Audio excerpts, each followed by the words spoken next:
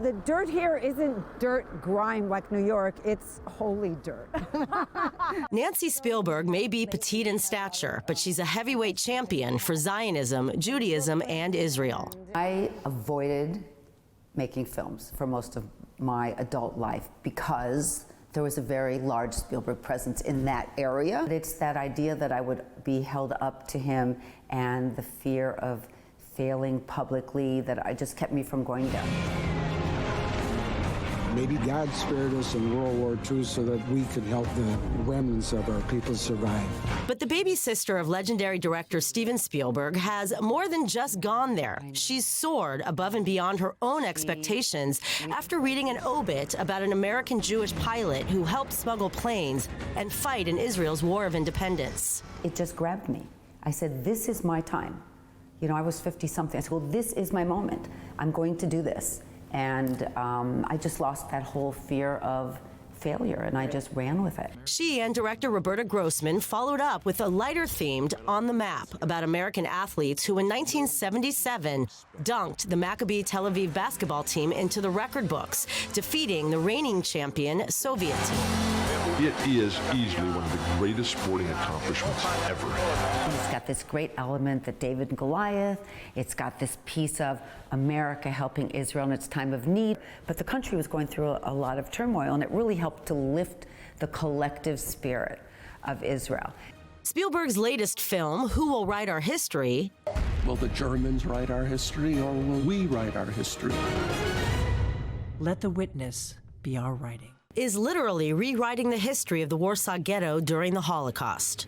Told from the eyes of the heroic men and women who buried 30,000 eyewitness accounts, photos, and other mementos in time capsules.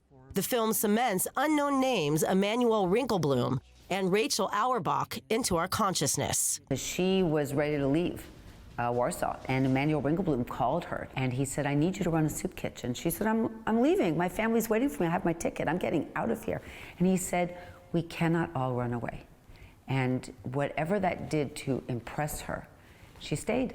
And whatever Israel did to impress Nancy on her first visit in 1975 has made her stay. She and her sister ended up living on a kibbutz. And now, all these years later, Nancy and her family own a second home in Jerusalem's German colony. Every time I step somewhere, I see something, I have proof that goes all through my core that this is our Jewish homeland. I've been to ruins around the world. This is the only place where I feel I'm tracing my roots. Even though she grew up in Phoenix, Arizona, with little knowledge of the Holocaust, let alone a deep connection to Judaism, somehow fate had other plans for the entire Spielberg clan.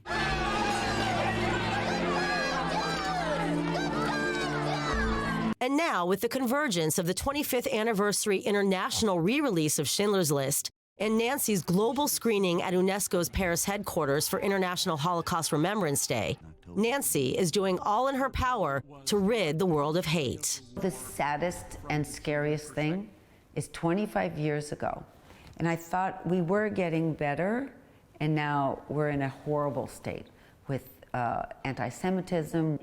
It is the bitter pill that we need at this time. So this is life. In Jerusalem, Emily Francis, I-24 News. Whoever saves one life saves the world entire.